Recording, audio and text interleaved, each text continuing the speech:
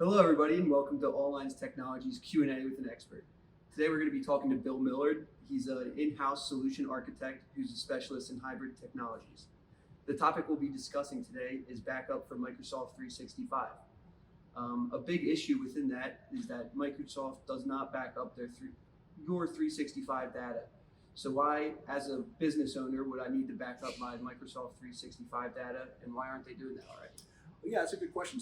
There's a preconception, I think, when companies decide that they're going to move their data to the cloud, whether it's just their SharePoint or Exchange data or whatever, that the cloud provider actually does inherently back that data up, which isn't the case. And I think a lot of customers focus on, I want to get my data out of here so I don't have to do Exchange upgrades, I don't have to back it up and test backups on premise. And they don't understand that just because you send your data somewhere else, you're still responsible for it. So I think that there are times where customers get their data to the cloud and then they find that out. I think that All Lines tries to be very upfront with that and tell the customer in advance. It's like, look, just because you're moving your data somewhere else, you need to back it up. Because really Microsoft focuses on, and it's very well documented, their shared responsibility model, where they provide the infrastructure for your data, but you're ultimately responsible for that data. So you do definitely need to back up. Yeah, so that's a big issue that a lot of businesses aren't really aware of, that we like to try to be a little bit proactive about. And kind of tailing off that question, so what else does Microsoft do to offer protection on that data? They do things like with SharePoint, there's a 93-day recycle bin. You've got deleted item retention for your Exchange email.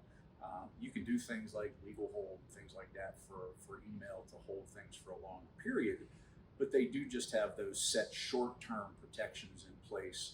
So think of it more like data resiliency versus data protection. So data resiliency is Microsoft has the underlying infrastructure in place to say, okay, if this server fails, we've got the backup over the data over here so customers don't necessarily see an outage. So resiliency is good to keep things up and running. The backup piece is where, okay, somebody deleted something, if it's beyond that 93-day recycle bin, or if it's past the 30-day deleted item retention for email, then you need to be able to go get that from a backup solution and make sure that you have those retention policies in place with that backup solution. Yeah, so that's a very good issue, is kind of being up to date on Microsoft and how to protect your data on your own, since they aren't backing it up already. But as a business owner, a lot of people know, what are the actual risks to their data if it's not backed up? So the first one that's usually comes up is obviously user error. Somebody inadvertently deletes something.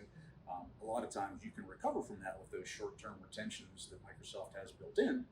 But literally, if somebody says, okay, I deleted an email a year ago and I need to find it, that's where the backup comes in. But beyond that, it could be hackers, it could be malicious users. There was a story a couple of years ago where a consultant got disgruntled with a company, so he deleted all of their data from their Office 365 tenant. So, there are other things out there that you have to be careful of, not just your general user population making a mistake. There are still hackers and malicious actors and things like that, malware that can, encrypt your data and necessitate the need for that backup and restore. Yeah, so kind of just tailing off that as well, what features should I be looking for as a business owner in a backup solution? I think that usually, obviously, when somebody's looking for any solution, the first thing they look at is price, which is usually not the best way to go about it. So you really need to look at ease of use. So the implementation of a lot of these solutions that are out there are pretty straightforward.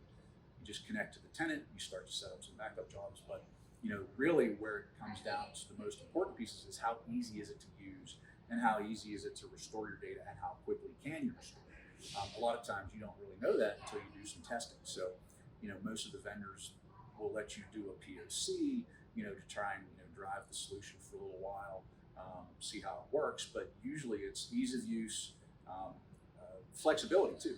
Some solutions are like an all or one or all or nothing restore, where somebody deleted something out of their mailbox, well, you have to restore the entire mailbox. You can't just get one email. Or somebody deleted a SharePoint site or something in a SharePoint site, you can't restore that to the original location, you have to restore it somewhere else and then try and massage things in the background and try and get it back to where it used to be. So I think that the backup piece might be pretty straightforward. It's just the flexibility that you have to get that data restored quickly and where you need to get it restored to. Yeah, and having that flexibility is something that we really pride ourselves on, and being able to help people back up their information. So that's all the questions we had for you today, Bill. We really appreciate you taking the time to talk to us. Thank you. And we hope this was helpful. It's been a pleasure.